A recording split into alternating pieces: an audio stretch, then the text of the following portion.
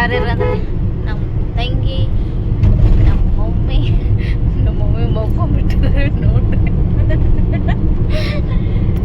ನಮ್ಮ ಅಕ್ಕ ನೋಡಿ ಹೆಸಿಗೆ ಹಾಳಿ ಫುಲ್ ನಿದ್ದೆ ಹತ್ತು ಬಿಟ್ಟದ್ರಿ ಅವರಿಗೆ.